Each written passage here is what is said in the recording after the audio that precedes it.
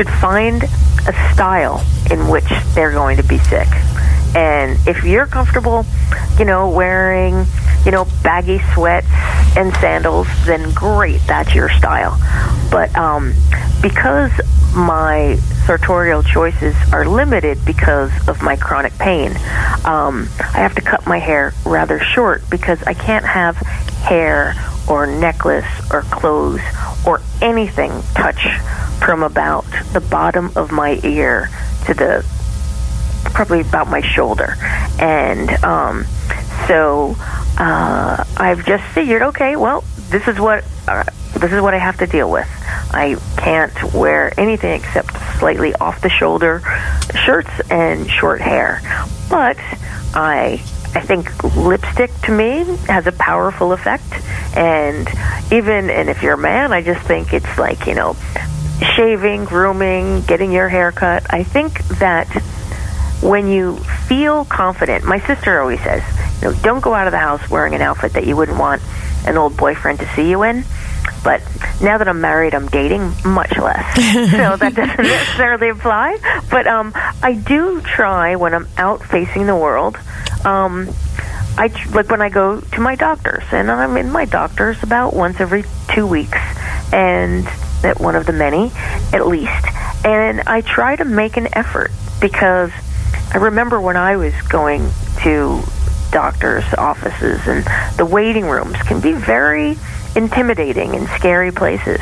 And so I make an effort to really look my best, because when I was really sick and looking in the patient waiting room, I would look for someone who looked like they had it together. And I'd say, okay, I want to be sick like that person.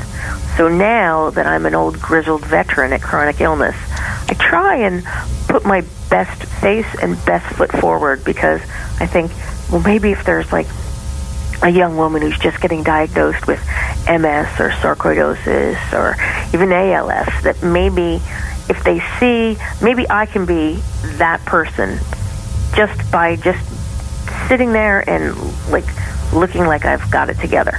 And even if I don't, I feel like it's good to dress like you do. I'm looking at the cover of your book, and I see you with these beautiful this beautiful necklace, and your makeup is perfect. So no, you look beautiful. Believe me, I wore that necklace for 2 seconds while he snapped this photo, and I had to tear it right off. Hi, Karen. So in your book, you were discussing how you were a chaplain for a brief amount of time. Mm-hmm. What was that like, and why did you stop? Well, I'm still a chaplain. I still have the certification. I was working. I really felt that, again, I wanted to find a purpose, and I felt like I'm really comfortable in a hospital setting, and I wanted to be of service. So I spent a few years studying and doing my internship. Eventually, sadly, both hospitals that I worked at have closed in New York City. We have, as young students, you must know that that hospitals in New York are closing. So when my second hospital closed, I was at Beth Israel, I just really felt that I had done my best, but I'm possibly, because of my own health issues, probably was best for me not to be in a setting where I'm very closely, when you're a chaplain, you're holding hands, and it's very intimate. And because of my lowered immune system, my doctor said, you'll have to do it in another way. So I find my service in other ways, and I would say I have 5 calls a day to people who are dealing with illness, and people either who are new to illness or struggling, and I mentor people, and I feel that the skills that I learned in chaplaincy school are all transferable. It's hard for many people who have never endured a serious illness to communicate with people who endure illness, especially chronic illness. And we tend to say very generic things like, you're in our thoughts, you're in our prayers. They don't want to say the wrong things or upset you, but end up just being awkward. So what is it like to be on the receiving end of those questions? And what version of bingo do you have for that? Well, what's really interesting about chronic illness and especially chronic pain is that pain destroys language. We can quote endless philosophers about happiness or love or family, education, but when it gets down to pain, we're pretty much like, ow! It is silencing. And so with my book Backbone, I tried to put words to what is very, very difficult to express. And being on the receiving end of people who see me really struggling, well, again, I appreciate all the sentiments. And there is an awkwardness, absolutely, Sam. And I think what happens is there's a lot of platitudes. And so in my book, I made a game called Platitude Bingo. And the free space is everything happens for a reason, because you hear that a lot. So the idea is you take my Platitude Bingo card, and every time somebody says, God gives his toughest battles to his strongest warriors, or Dr. Oz says, or try yoga, try kale, try acupuncture, you can then put one of your vitamin tablets on the bingo card, and when you get bingo, you can email me and I will send you a certificate for framing. That's pretty cool. Mm-hmm.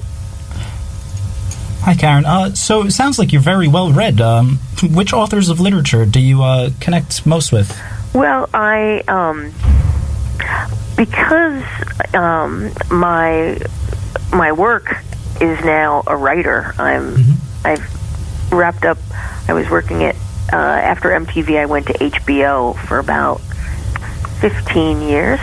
So I stopped about in 2015, and so for the past 3 years, I've really not been employed, and except as a writer. And I love the Stoic philosophers. I really enjoy Epictetus and Seneca, and one of my favorite books is The Manual for Happiness by Epictetus. I would say I would send a Valentine to every librarian who suggests reading Viktor Frankl's masterpiece, Man's Search for Meaning, because what really resounds in both the Stoics and in Viktor Frankl is that we can't control what happens. We can only control how we respond. So I can't control that I have an uncurable illness, but I can control how I'm going to respond to it. So that was very meaningful. And everybody has their own meaning and theories of what happiness is to them. What is your idea of happiness? Happiness to me is listening to Frank Sinatra, maybe watching a hockey game. My son's a goalie. Being with family. Working as a hospice chaplain, working in a nursing home. I've been very close to death and have been given the gift of being present when patients and loved ones have died. And at the very end of life, I've never heard a patient say, "Oh, I wish I went over Niagara Falls in a barrel. I wish I drove my car faster. I wish, I went diamond mining in the Belgian Congo." What you hear over and over again is, "I wish I had spent more time with my family. I wish I had said I love you more." And I thought, well, I'm going to spend as much time with my family, and I'm going to say I love you all the time. It was really interesting. one of the biggest lessons I learned in chaplaincy school was to recognize how we end things. I'm terrible on the phone. The minute I was like, okay, goodbye, it's like I hang up as if my hair's on fire. And, leaving a party, I often do, the old French exit where I sneak out, grab my coat. And one of the things that my teacher suggested to the class was be mindful of how you end things, because every end is a small death. And so I thought, well, I'm going to be more conscious of how I end things and maybe be more sensitive. And so that's been very interesting. So if you would leave something with the listening audience, what would you like to let them know about your book and or your journey?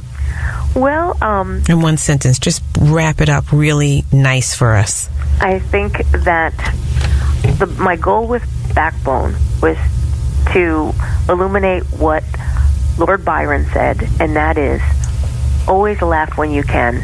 It's cheap medicine. It's beautiful. That is beautiful. How can we reach you? How can we get your book? How can the listening audience Backbone is available at all bookstores, online bookstores. You can just walk down to your independent bookstore and ask for it. I wrote it for people who are enduring chronic illness, chronic pain, but also as a tool for if you live with pain, to share it with your loved ones and your friends, so hopefully they'll have some insight about how what's often hard to articulate is that there's a lot of shame with having a chronic illness.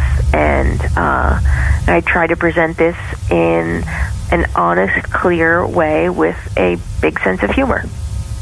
And you did just that. Thank you. And we want to thank you so much for joining us, our guest, Karen Duffy, with her book, Backbone, Living with Chronic Pain Without Turning Into One. And thank you for being with us today. We want to thank you, our listening audience, for listening to Your Family's Health.